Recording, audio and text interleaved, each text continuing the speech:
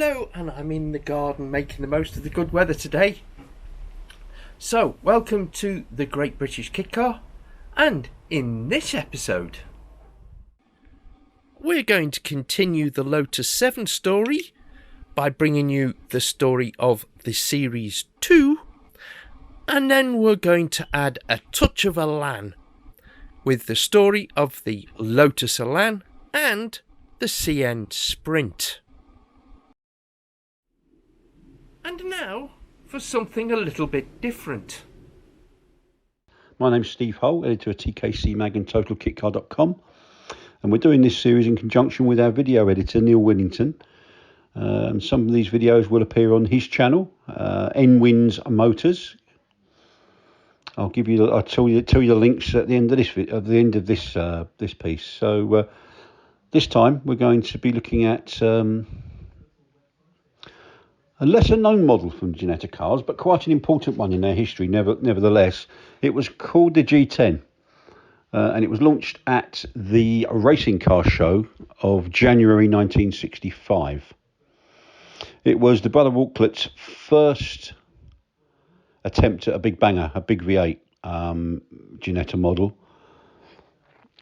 and power came from a Ford 289 V8, 4.7 litres, as used in the Cobra 289, and Lotus had done a similar thing with it with their Type 30, the Lotus 30. It was quite sophisticated for its day. Independent suspension and brake discs all round, with the rears mounted inboard. And it really came about because the company's American dealer, a chap called George Kipps, beg your pardon, had been talking to Bob Walklet and asking him to supply a car that could compete in the SCCA Sports Car Championship. And the G10 was that car. It did bear some visual resemblances to an MGB, which actually the Walklet's got a little bit of unfair criticism for, but you can certainly see that the windscreen is MGB, and of course, although it had a GRP body, the doors were steel, and they were MGB doors. They offered a convertible and a fixed head version. Launch price for the car at the racing car show was £2,250, which was quite pricey for its day. And according to Money Sorter website, that is equivalent to £30,500 basically in today's money, allowing for inflation. And plus that 2,250 was plus purchase tax back in the day. So it was quite pricey, but it was certainly a stylish and handsome looking car, I think. The irrepressible Chris Meek was the Ginetta Works driver, and by all accounts he was very rapid in the G10.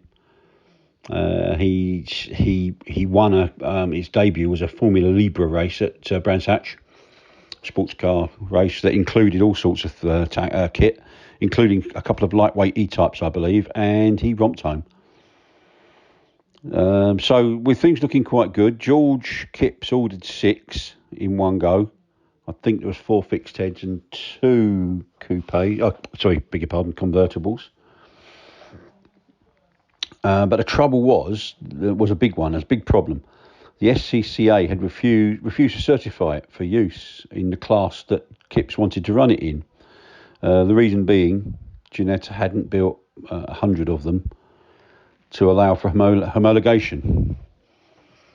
So it was put then into a class that included real big hitters like Lola T70s and McLaren M6s, which wasn't ideal. It wasn't intended as a Can-Am type car, and it had no real, even though it was a very capable car, and like all Ivor Walklet designs, it handled like a demon. But it was never going to compete against Lola T70 and big bangers, real big bangers.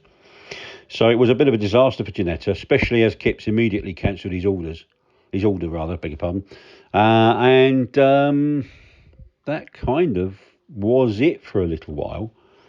but typically shrewd. The Walklets took stock, and within a few months, a slightly revised G10 had morphed into the G11. The back rear arches were now a bit beefier. It had Triumph front suspension, an MGB live rear axle, and plus it had a 1800cc B series engine. And this one was launched at the Racing Car Show in January 1966. Price was less because obviously it was a 4-cylinder rather than a V8. 1325 fully built, about £17,250 today, or a kit version, which basically was less engine and a few other bits and bobs, at £1,098, which equates to £14,300 in today's money. The response though wasn't very good, and they didn't get the orders that they expected. There was also some conjecture that BMC at the time weren't particularly enamoured about the idea of supplying MGB parts like doors and windscreen frames and windscreens to an outside concern. They were trying to build they wanted everything they could build for themselves. So that also kind of led to the car being dropped. And according to numbers I've seen, so we had 3 G10s and possibly 2 G11s in period, which is quite a shame because I think they deserve to do better than that. There were 4. There was a chap. He'd built a G4 in the past and maybe owned another Ginetta model. A Birmingham engineer by the name of Russ Madden. And he went off to Ginetta's factory, which was in Whittam at that time, and he bought the last G11 body chassis kit, less the MGB doors. Apparently they weren't there, but that was no real problem to source those. And then he's also spotted, I can't remember if it's 3 or 4 chassis sitting on the floor, and he persuaded Bob Walklet to flog them to him, and so he took them, and he built those kits up into cars. And they were said to be very, very nicely done. He made some amendments to suit his own taste. And I think there was a dark blue one that appeared in Cars and Car Conversions magazine I was looking at it just the other day, October 1972 issue. And if you can find that anywhere in your collection or on eBay, it's well worth seeking out. It's a really nice feature, actually. And the reason I got thinking about the G10 and G11 was that I noticed the other day I got a press release from the new Ginetta, Lawrence Tomlinson's company, that are doing really good things. Sadly, don't make kits anymore, make the cars in kits, but they're doing good things nonetheless. About a limited edition continuation model of the G10, which I was fascinated to hear. And on their website, it's described as classic remastered, and I like that. They're going to obviously use the original moulds, it's nice to know that they're still around some nearly 60 years after they were last used. They're going to use an LS3 6.2 litre V8, which is no doubt have nearly 500 horsepower. It'll weigh less than 1,000 kilos, so it will be quite rapid. And there's also whispers, I believe, of an electric version too. So interesting. I think if you have to ask the price, you can't afford it. But again, I've heard rumours that it will be over £100,000. But there is some information on Ginetta.com website. And that kind of brings us to the close of a fascinating look at a fascinating little Ginetta or pair of Ginettas that were never really productionised or didn't get the success they deserved. Is probably more the point. So I hope you enjoyed that. And indeed, I hope you're enjoying this series we're putting together. It's an audio series, obviously, with some photos from our archive, and some of which are quite rare photos we're using, and particularly the ones of the G11 and the G10 we've put with this video, or this audio. So I hope you enjoy them. If you can forgive my umming and ahhing, I think I'm getting better. I'm getting a bit more used to this, but I've never done voiceovers before, so it's a tricky skill. But I hope you're enjoying it. If you have and you got this far and you haven't done so already, I really would like to please ask you if you'd be kind enough to subscribe to our channel. Doesn't cost you a penny piece. And if you also hit notifications and select all, That means you'll get notified every time that we put a video on our channel. As a rule of thumb, one of Neil Winnington, our video editor's feature videos, goes on usually on the 1st of each month. Can fluctuate, can vary, around about then. And then these little history file series videos are every couple of weeks, maybe every week, depending on how we feel and how time is and how we can get the audio done and the photo scanned and the video edited. If you could also kindly head over to, if you search Nwins Motors in the YouTube search box, Nwins being ENWIN''S Motors, and give Neil a subscription if you'd be so kind and subscribe.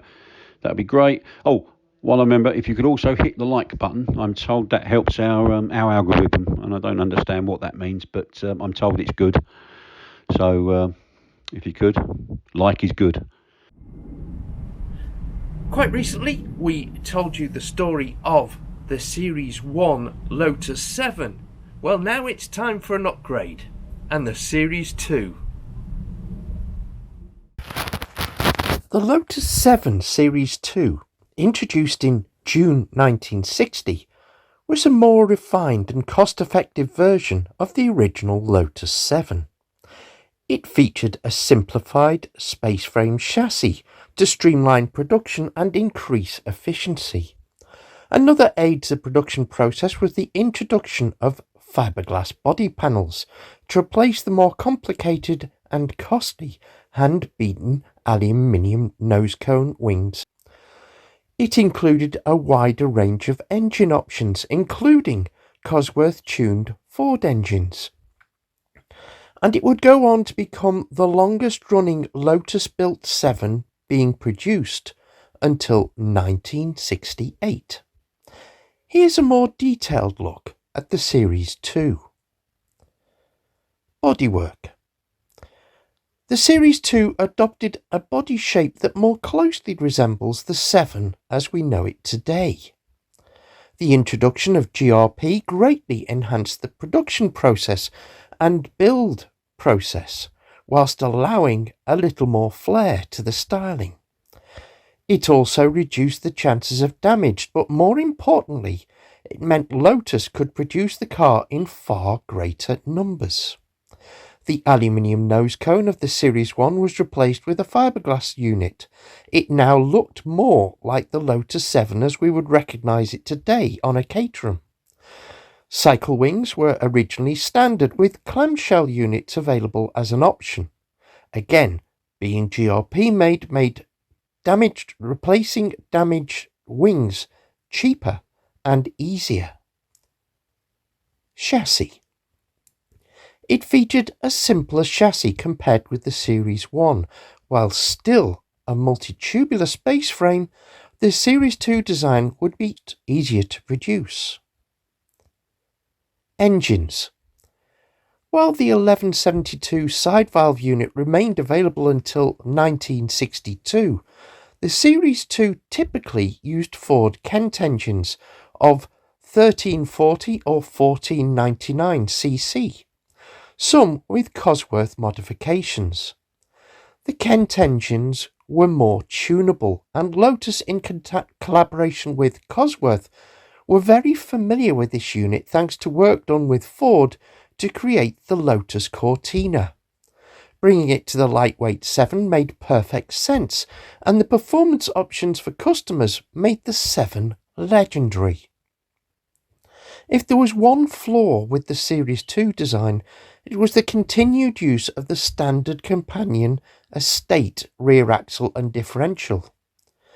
Sourced from the standard companion estate car, it proved inadequate for the power and cornering forces of the Kent-powered 7. This was a problem that would eventually be addressed in the Series 3 with the adoption of the Ford Cortina rear end. Production run. The Series 2 was produced from June 1960 to August 1968, making it the longest production run under the stewardship of Lotus Cars.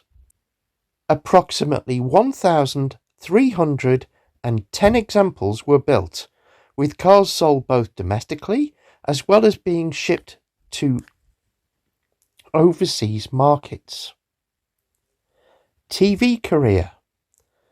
It would also reach iconic status, being driven by Patrick McGoohan in the cult TV series The Prisoner. Though it was only to appear in a couple of episodes, being the centrepiece of the opening credits put the Seven front and centre. Even today, the Seven will forever be a legend as generation after generation rediscover the spy series. Do you have any special memories of the Series 2 Lotus 7? Was it your favourite model? Please feel free to share your memories in the comments below. And now to an all-time classic, a beginner's guide to the Lotus Elan.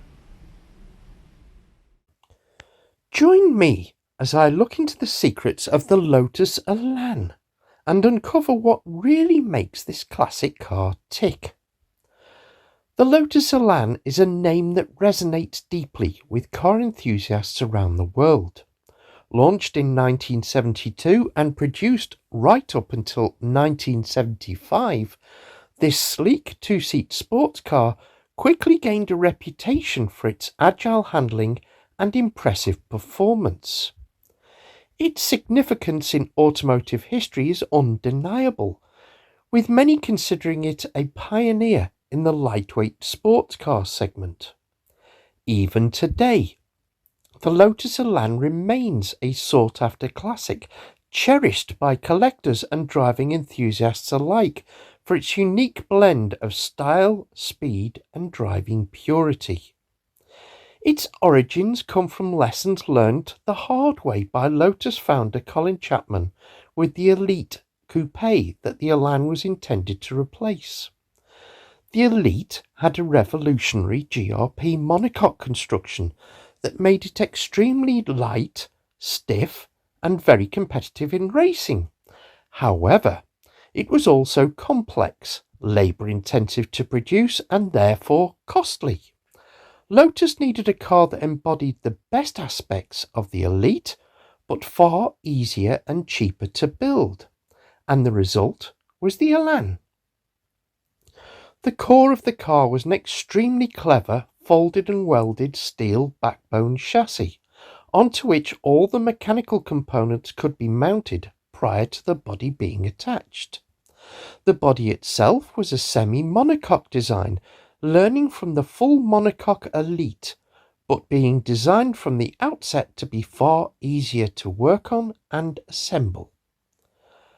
This backbone chassis concept was so successful that it formed the basis of every Lotus product right up to the Elise in the 1990s.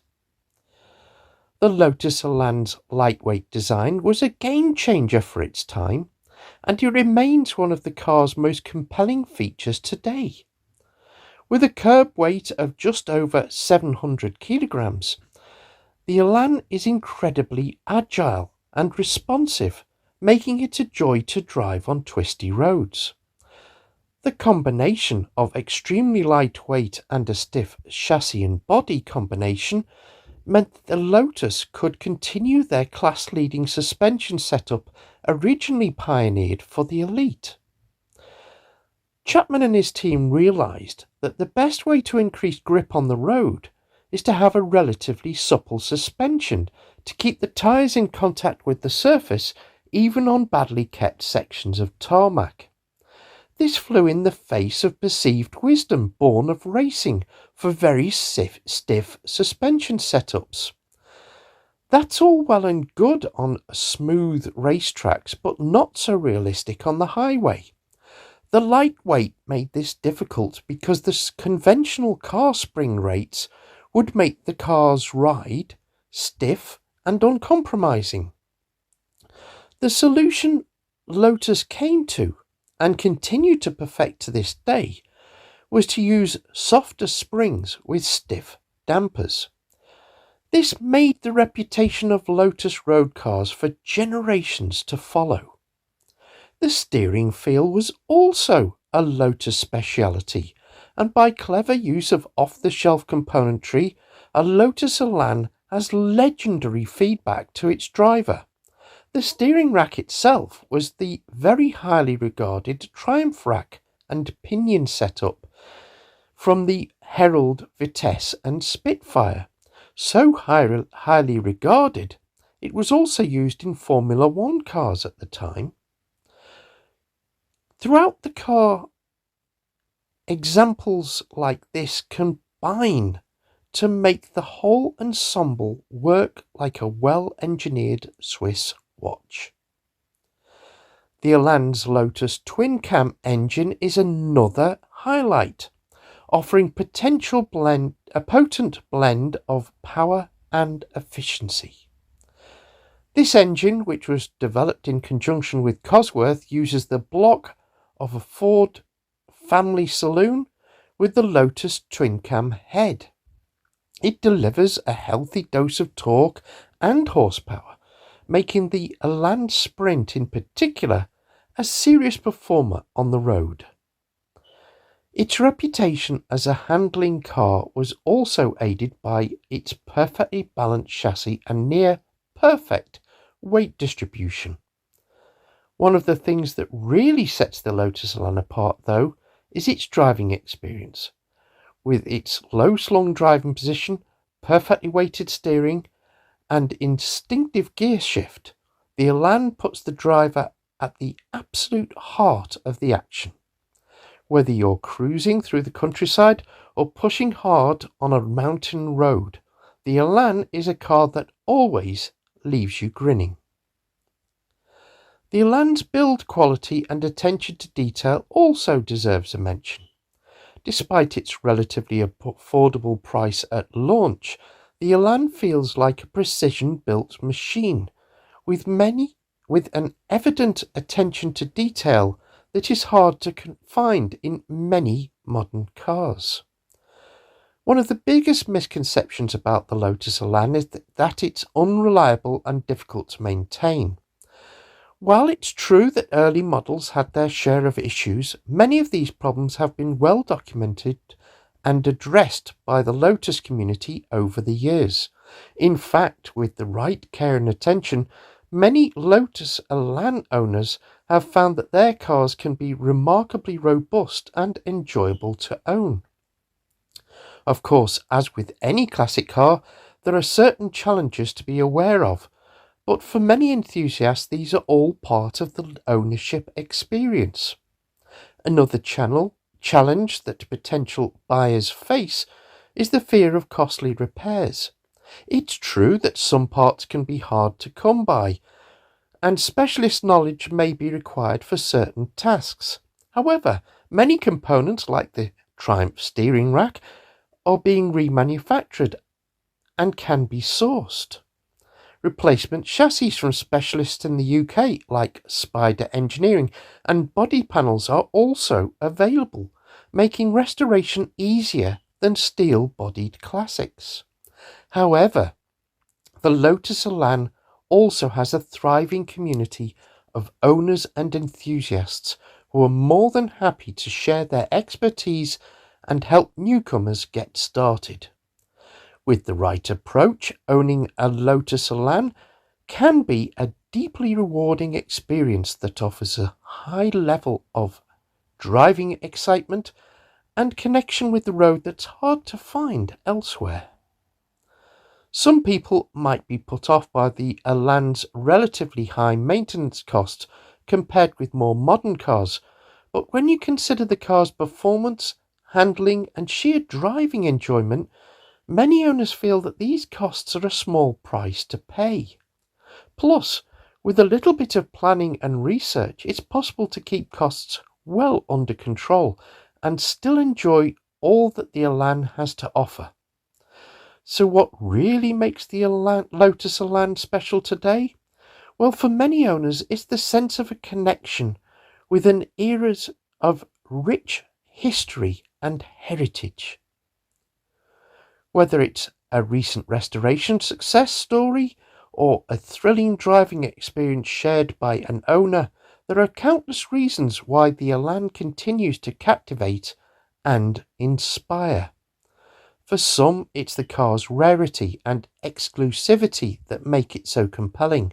With only a certain number of Elans produced during its production run, each car is a unique piece of automotive history, and owning one is a privilege that few people can claim. The Lotus Elan's enduring popularity is also down to its versatility. Whether you're a seasoned collector or just starting out, there's an Elan to suit every taste and budget. From the early models to later variants, there's a wealth of choice for anyone looking to join the Elan community. With so many owners and restorers sharing their projects online and at car shows, it's never been easier to see what can be achieved with a little bit of love and care. In summary, the Lotus Elan is a true classic that deserves its place in the Automotive Hall of Fame. With its stunning design, agile handling and rich history, it's a car that will always have a special place in the hearts of driving enthusiasts. So what do you think? Do you have a favourite Lotus Elan model or memory? Let me know in the comments below. Back in the 80s, a company came up with a great idea to help people to restore their Elan. Steve Hall tells the story of the CN Sprint. Anyway, straight in, not going to mess around today. I've got a little window that I'm told by Neil that I need to do a video, or voiceover. So here we go. Going to look at a very interesting company that still exists not in its original form, but still exists to this day, that can trace its history back to 1972. Company called Christopher Neil Lotus. Now, before we start, lots of people, and I wish I had a pound every time I heard someone mention the name Christopher Neil as being one person. It wasn't, and it's caught a few journalists out over the years, authors as well, which is quite embarrassing, but I suppose it's an understandable mistake to make. There were two guys involved, Christopher Dunscombe, beg your pardon, and Neil Shepherdson. Both were Lotus enthusiasts, both loved the Lotus Elan, and both decided in early 1972 to pool their interests and to create a little company trading from the local village hall, I think, in Cheshire, around the Middlewich and Nantwich areas. They pulled their interest in the Lotus Elan, all things Elan, and were basically stripping poorly Elans and selling the parts, as is understandable to do. They quickly realised, though, that actually if they restored those Lotus Elans, they could probably an unusual situation where they could get more than the sum of the parts by restoring the original, and that's what they do. And they were buying and selling Lotus Elans, and that's how Christopher Neil Lotus, the company, sprung into life. Their first premises, they grew out of the old village hall, but they moved into an old woolen mill in a place called Bredbury in Lancashire. Now, I think, and I've been to Stockey a few times, but I think it could be a suburb of Stockport. Forgive me if it is, and I'm just a Southern Jesse who's got it all wrong again. But certainly Bredbury is not in. If it's not in Stockport, it's very near Stockport. How's that? And that's all due respect to the good folk of Stockey. Yeah, and that's where they went, and they did outgrow that quite quickly as well. But we'll come back to that. They really, in a nutshell, that sort of business about parts, and because they carried on with the parts, they became very well known. And in fact, Christopher Neil Lotus, as the name implies, became an incredibly well respected operation for servicing historic. I think Lotus classed them in the end as a historic dealer, a heritage dealer.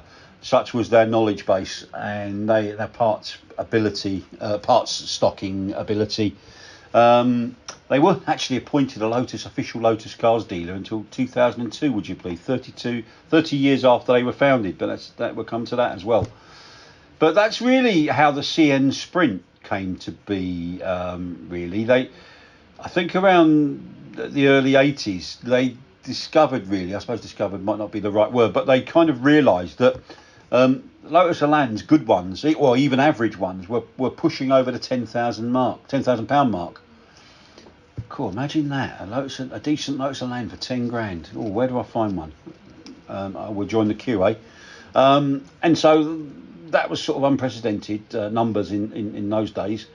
So they thought, hang on a minute, why don't we create something that looks looks very much like a Lotus Elan and call it the CN Sprint, which is how it came about. Much like George Robinson at Vegan Tune was doing with his Avanti, which is a brilliant car as well, by the way. It was really effectively a restoration kit for the Elan, because you had to have an Elan to build one. They wouldn't just sell you the kit without having an Elan, so they weren't interested in you sticking it on a Ford Escort or something like that. That's not what they were interested in. They wouldn't sell, for example, you, and I suppose I could really have stopped you, but they officially didn't sell you a Lotus badge for your bonnet of your CN Sprint either. You have a nice CN Sprint badge, but not a Lotus one, I'm afraid. And it was a good thing. It really was a good thing. There was a guy called Jeff Orton, Aughton. If I've murdered that pronunciation, then I'm sorry, Jeff.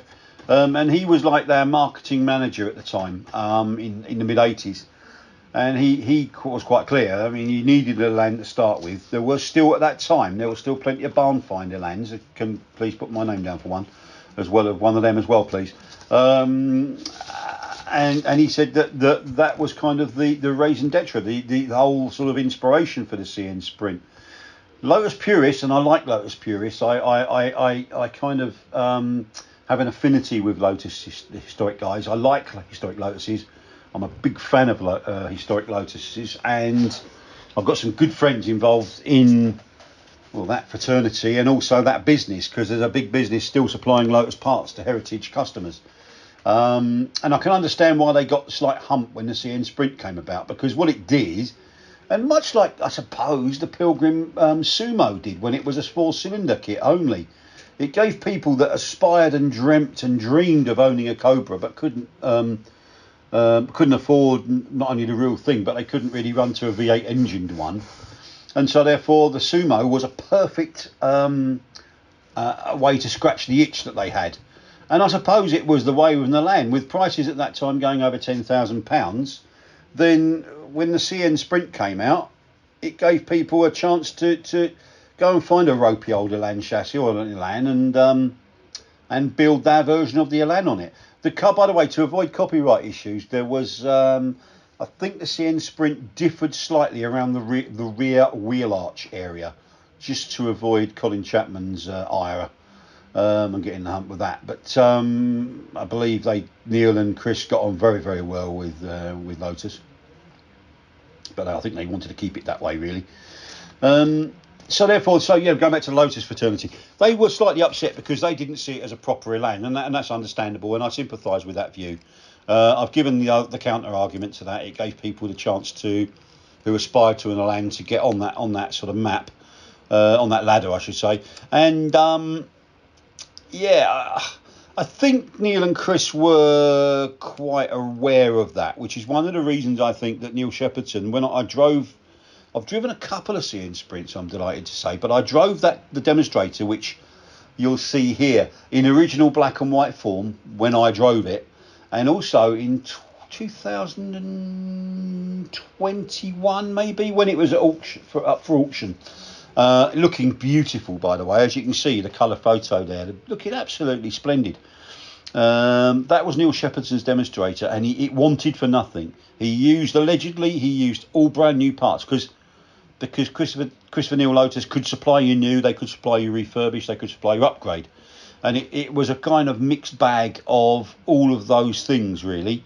And he wanted to show what could be done, and as you see, it is a beautiful, beautiful thing. And I really enjoyed driving it, actually. He went different he went slightly away from the standard norm, I suppose, for the engine, which again was one of the things I think that upset Lotus purists, really. He used a XR3i spec CVH, which was pretty nippy. I think it only had about 116 horsepower, maybe. And it went very well. I mean, the whole car was great, and I think that raised its profile slightly. That car of Neil's, because it was a beauty, and I think that also kind of a little bit of quality control from their end. I think encouraged and hinted that people should take a little bit more time. I think there were people that were just using a ropey old chassis from a stricken Elan and pressing it into CN Sprint service, and that really wasn't the way to go. They really wanted you to refurb, but they could supply you a nice chassis, as long as you had an Elan to go with it. Initially, those guys at Spider Sport, now known as Spider Engineering, led by old Wiggy, were supplying the chassis for them. They supplied most of the historic Lotus chassis to this day. And then Jago took over. I think those two companies, Jago and Spider Sport, if you were a fledgling kit car manufacturer, as there were many in the 80s and early 90s, and you decided you'd like to make your car and become a car maker, offer it to other folk, chassis were a problem for many people. And therefore, companies such as Spider Sport and Jago were there to help you, and they would supply you. They'd recommend the chassis for your project, and they would supply as many as you wanted whenever you wanted them. And they were very, very good quality. And they were kind of not fighting lunches, but they were competing, Jago and Spider, for the custom that was about. And there was plenty of business for both of them. And that's kind of where the CN Sprint was, really. And I always remember that Neil and Chris were very, very friendly. I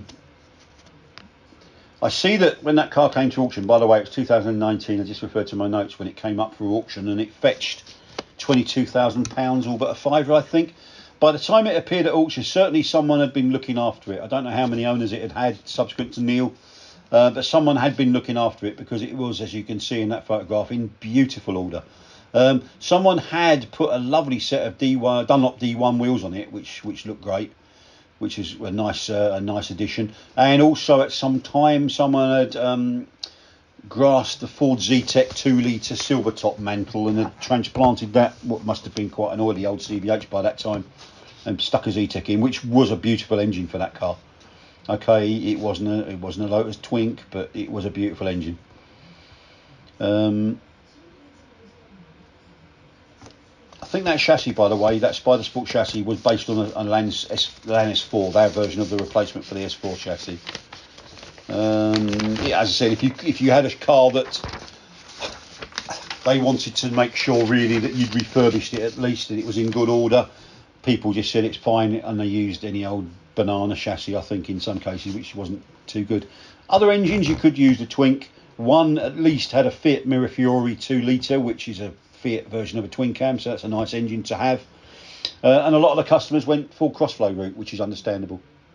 Gearbox, full 2000E, Bullet, and of course full Type 9, which needed a suitable bell housing conversion. Excuse me, but CN Sprint could supply whatever you wanted. The company's current, and there are some staff still around to this day. Lovely guy, sales manager now. He was just a humble salesman back in the day. His name's Steve Jevons, really helpful chap, still around now. He was heavily involved in the development of the CN Sprint idea, and many would say he drove the project, really. He reckons, I spoke to him only recently, he reckons maybe 20 fully built were supplied, and that wasn't really the idea of it, because it was a restoration kit. But they were happy to build one. I mean, I think there's Paul Mack, who still runs the workshop, parts department, beg your pardon, and another Paul, who's the workshop manager, so those guys are still in place as well, which is brilliant. Steve reckons there's about 140 restoration kits supplied.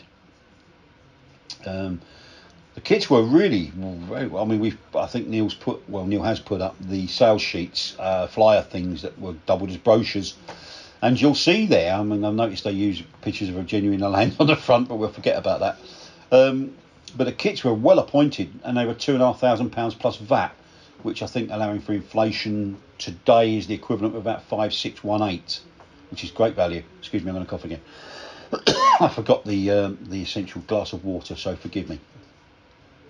And they reckon, using that £2,500 kit, that you could build a budget version for £4,500, which undoubtedly a lot of those early customers did, which is what upset other Lotus people. But I think you were going to spend more money on it when CN got hold of the control and not doctored the customers, but kind of wanted to find out what the customer was aiming to do with them, really. You still needed, the kit was well appointed, as I said, but you still needed to find and source a few extra parts, quite a few actually.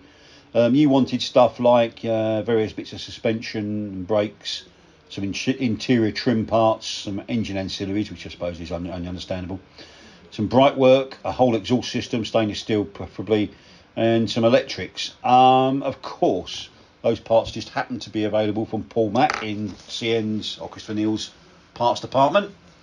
Although you were free to go your own way, really, and certainly as people did with engines. So that's the CN Sprint. We've also, and I'd forgotten about this one, there was a second model from Christopher Neil Lotus called the CN Cabriolet. It was a bit different, this one. This was based on the Elan Plus 2, and it was a chop the roof off. That's a fixed head car, of course, and they were chopping the roofs off them to turn it into a convertible, which was quite a popular option. They didn't just take an angle grinder to your A pillars and B pillars, C pillars. No, they did it nicely. Let's not forget they were very successful, very well respected Lotus specialists who valued their good association with Lotus and were doing it with their blessing. And so they turned it in fixed head into a convertible, and the Lotus aficionados liked that one because I read one quote somewhere online that a chap said that it was a Lotus and it wasn't trying to be a Lotus, merely a revision. Prices were pretty keen actually, £995. But they encourage customers to go for a full refurb if the car was of a certain age, and maybe encourage people to have a new chassis or upgraded CN parts, of which there were many, as we've already talked about. And then maybe as many as 80 CN Cabriolets were supplied.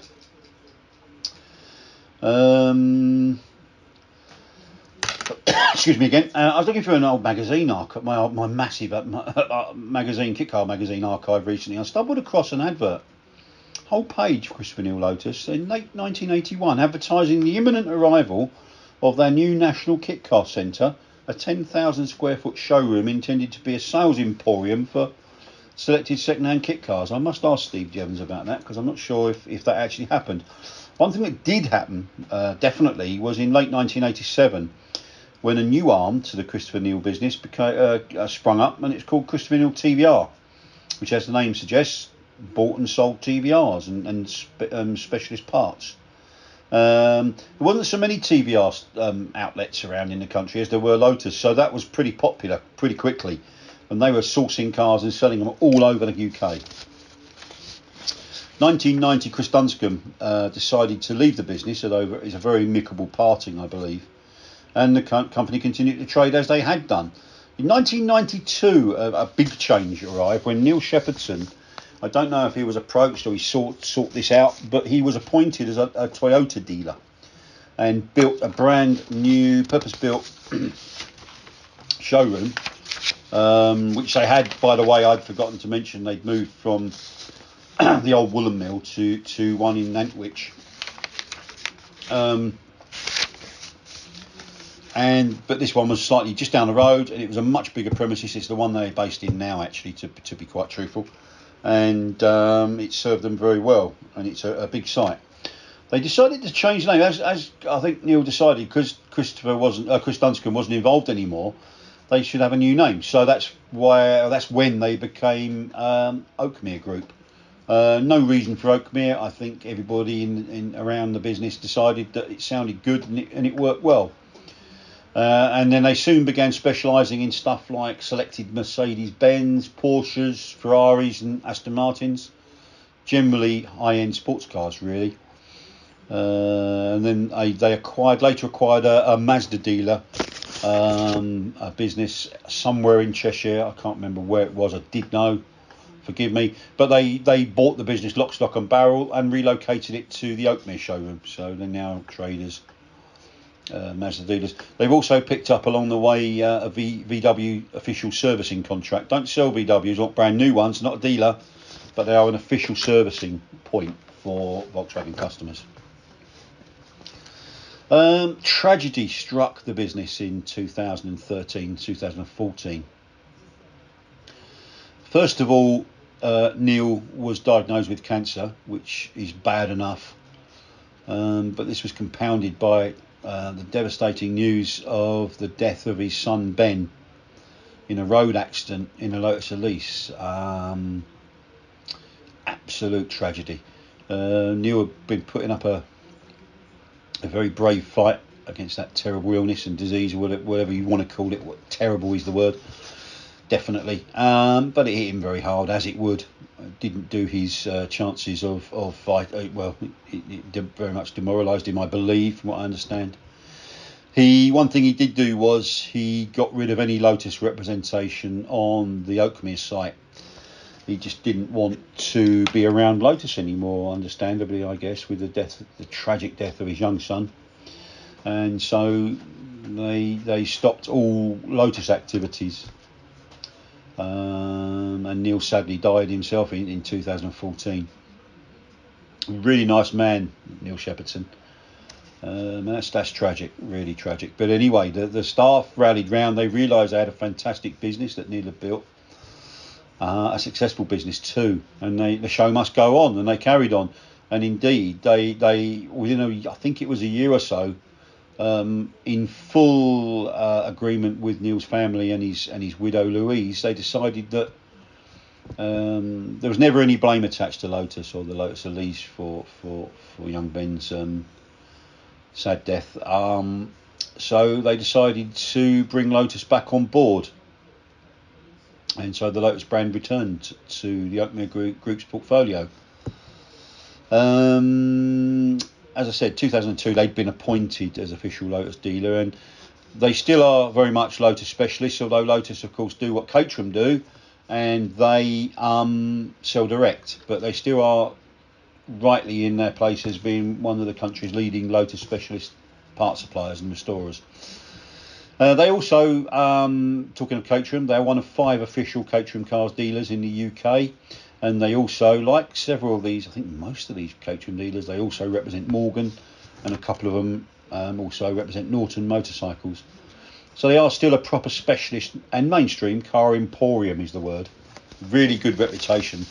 I met a chap at a show once, who just happened to, I was out in the car park looking at kit cars, as I do, and the guy had parked this lovely Porsche 911 turbo outside, and I thought I joked with him, as you do, about it being a Covin, which he laughed. Sometimes people don't, but he laughed, and he knew what a Covin was actually. And I'd asked him about his lovely 911 and got to talking, and he got it from Oakmere, and he said very, very nice things about Oakmere and about their reputation for great service. I think it was really quite nice to hear, because he genuinely was. I'd sprung it on him. He wasn't a plant or anything like that, but I'd sprung it on him and asked him genuinely, because I'm interested, as we all are, about cars. And he not only told me about his car, which he clearly loved. It's his first Porsche as well, the lucky boy. And was just happened to say, not only was it a nice, pleasurable experience to buy the car from Oakmere, but once they got the sale, like many car dealers and want to forget about you, they actively were keen to look after him and the car. So that's great. And anyway, that's it really. Nice short one today. I think I've done it in about under 25 minutes, which is good. That's our roundup of Christopher Neil Lotus. Really, as I say, great company. And it's really brilliant. They've had some lows as well as the many highs, but it's fabulous that they still exist and are still doing such a grand job. And certainly in the case of the CN Sprint, a real sweetheart of a car, really. Anyway, wherever you are in the world, I hope you're having a fantastic day, and I really do appreciate you spending time visiting our site and giving us a chunk of your valuable time. Well, that was a lot of Lotus in this episode. I make no apologies for that because they are classics. Those two models were classics even amongst Lotuses, in my opinion. Anyhow, thank you for watching, and for those of you who have done, thank you for giving us a thumbs up, because that tells people like us that there's something here that they'll enjoy. And even better, if you could give us a click on the bell and click on all, and that will allow you to be notified when the new videos arrive, and it won't cost you a penny, but it really does help the channel. So we'll leave you with a little clue as to what's in the next episode, and look forward to seeing you again.